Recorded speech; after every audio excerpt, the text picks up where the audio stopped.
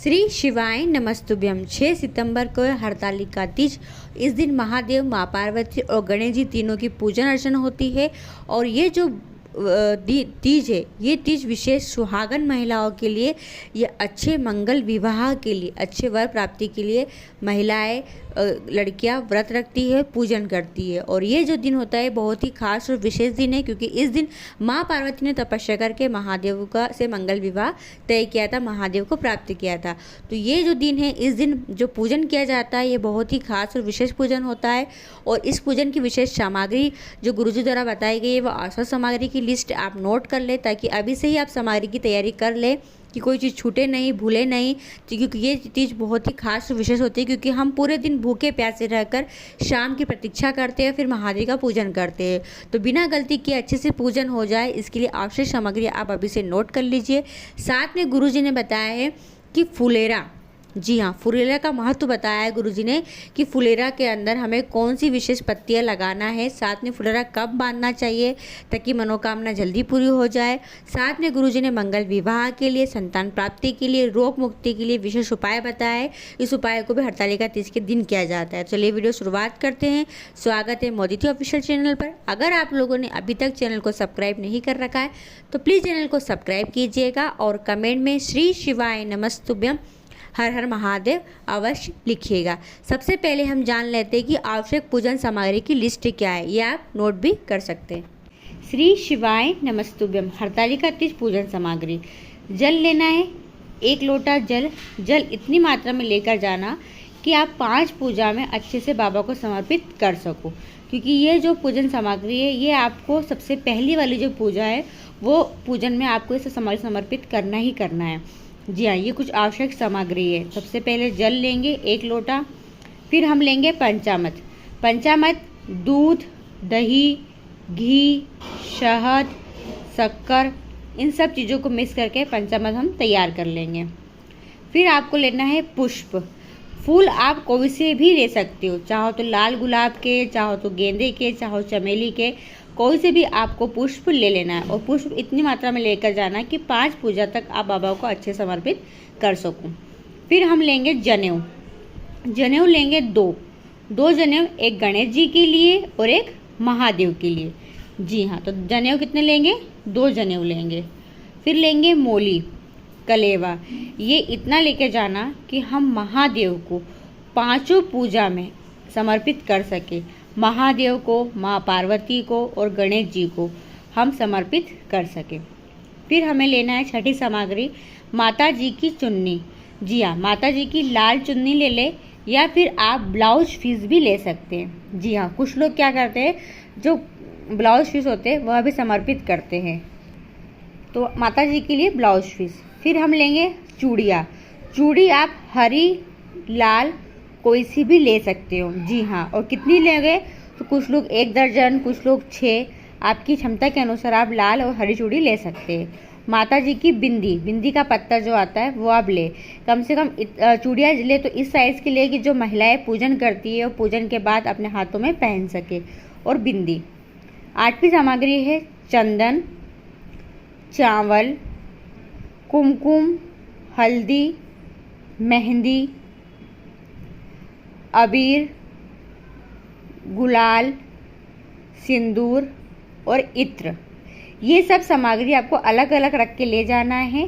साथ में आपको एक पूजा की पुड़िया मिलती है मार्केट में, वो अगर आप लेकर जाओगे तो उसके अंदर पूरी सामग्री मिल जाती है। पर आजकल क्या हो रहा है कि पैकिंग के हिसाब से लोग कम मात्रा में ये सब एक जैसा सामान भर देते हैं, अच्छा नहीं मिल पाता है। तो आप पूजा के लिए अलग अलग भी अपनी थाली में रख कर ले जाइएगा। फिर हमें लेना है 10वां जो है सुहाग का सामान।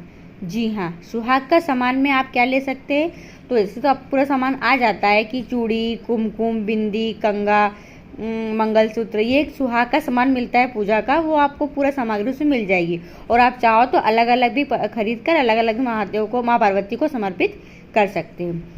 फिर 11वें में आता है 5 या 7 वृक्ष की पत्ती। जी हाँ, आप कोई से भी अलग अलग वृक्ष की 5 या 7 वृक्ष की पत्ती समर्पित कर सकते हैं। 12 नंबर पे आता है 5 फल। 5 फल में आप कोई से भी 5 फल ले सकते हो।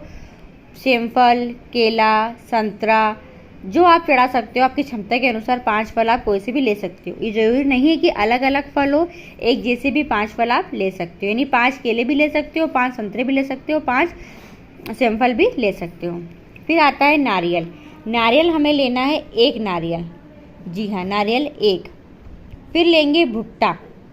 भुट्टा वो भी छिलके वाला होना चाहिए, यानी वो ऐसा नहीं छिलके उतरा हुआ, उससे कवर चढ़ा हुआ, छिलके वाला भुट्टा 1 लेना है।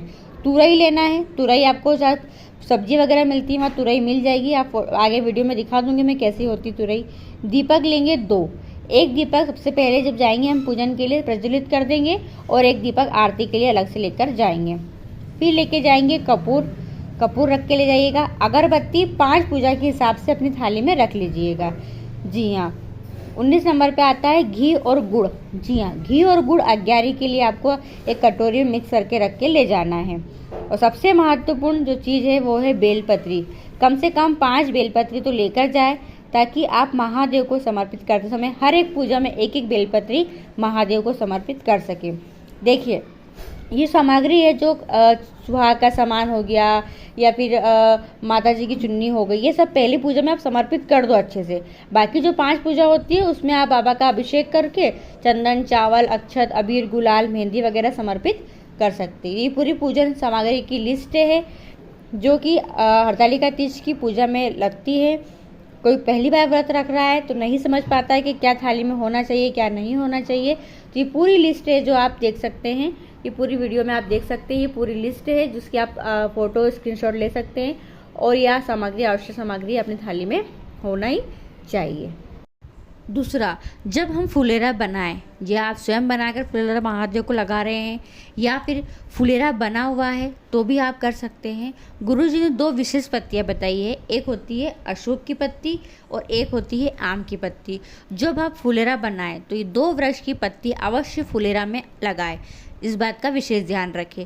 जी हाँ, फुलेरा में कम से कम 5 या 7 फूलों की माला लगाई जाती है। जी हाँ, कम से कम 5-7 लड़ का फुलेरा बनाया जाता है।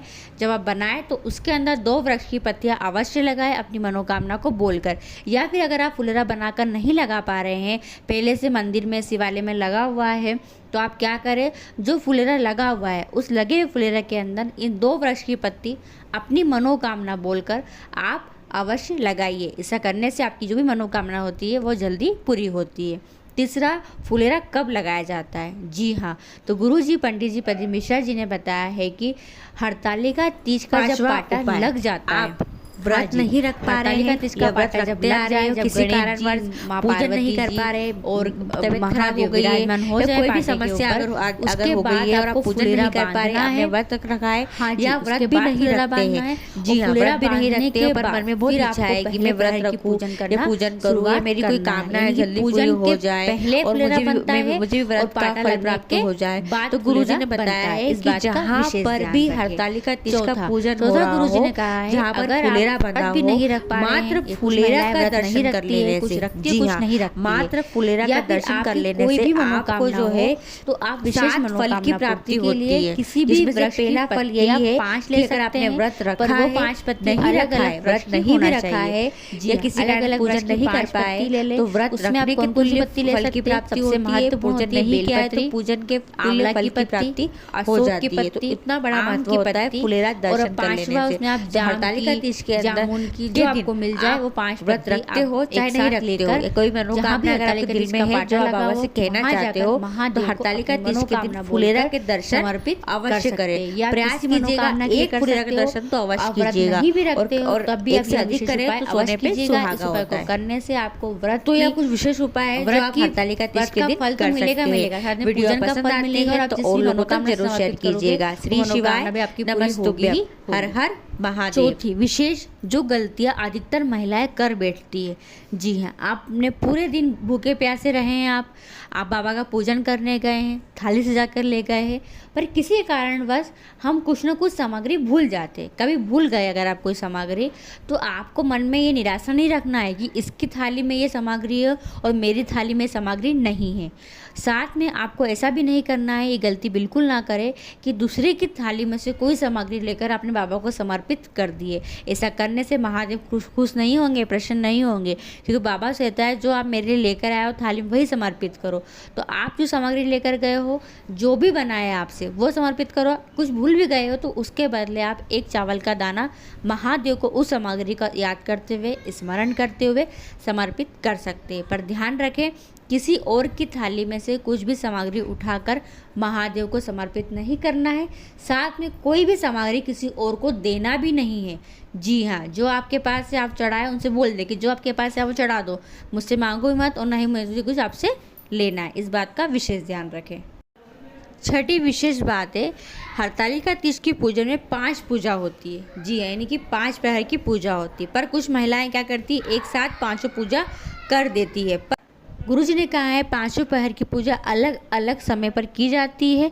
जी हाँ, एक साथ 5 पूजा नहीं की जाती। अगर कोई ऐसी स्थिति आ गई है जिसमें आप 5 पहर की पूजा अलग अलग नहीं कर सकते हैं तो फिर आप एक साथ करें। अदरवाइज़ आप ध्यान रखें कि 5 पहर की पूजा अलग अलग करें। और सबसे विशेष और ख़ास बात यह है कि 5 पहर की पूजा होने के बाद आपको जागरण करना है, और जागरण जब पूरा हो जाए तब फुलेरा का विसर्जन और महादेव का विसर्जन करने अवश्य आना चाहिए। तब आपको पूरी पूजा का फल आपके खाते में आता है। और जिस भी मनोरथ से आप व्रत रखते हैं और मनोरथ आपका पूरा होता ही होता है। हरतालिका तीज का मंगल विवाह के लिए, संतान प्राप्ति के लिए विशेष उपाय है। गुरुजी ने बताया था, अगर काफ़ी समय से मंगल विवाह नहीं हो रहा है, उम्र बढ़ती जा रही है, विवाह के रिश्ते नहीं आ रहे हैं, या फिर विवाह को 10 साल, 12 साल, 15 साल हो गए और संतान की प्राप्ति नहीं हो पाई है, तो आपको एक विशेष उपाय करना है। तीज के दिन आपको एक फूल लेना है, कोई सा भी फूल ले आप, गेंदे का, गुलाब का, लाल फूल, सफ़ेद फूल, कोई सा भी फूल लेकर उस फूल के ऊपर हल्दी और कुमकुम लगा लें। हल्दी और कुमकुम लगाकर फुलेरा पर स्पर्श कराए, टच कराए और फिर शिवलिंग के ऊपर, यानी जहाँ हरतालिका तीज का पूजन है वहाँ पर समर्पित कर दीजिए। यकीन मानिएगा, मंगल विवाह आपका 3 महीने के अंदर तय होगा। संतान की प्राप्ति आपको बहुत ही जल्दी होगी। तो विशेष उपाय है मंगल विवाह के लिए और संतान प्राप्ति के लिए जो हरतालिका तीज पर किया जाता है। तो कुछ आवश्यक सामग्री की लिस्ट थी, कुछ विशेष बातें थी जो आप लोगों तक शेयर किए। आपको वीडियो पसंद आती है, आपके लिए उपयोगी रहती है, तो प्लीज़ वीडियो को और लोगों तक जरूर शेयर कीजिएगा। और कुछ कन्फ्यूज़न हो हरतालिका तीज के व्रत को लेकर तो आप कमेंट करके पूछ सकते हैं। मैं पूरी कोशिश करूंगी आपको उस प्रश्न का उत्तर देने का। वीडियो पसंद आए तो प्लीज़ चैनल को सब्सक्राइब कीजिएगा। श्री शिवाय नमस्तुभ्यम। हर हर महादेव।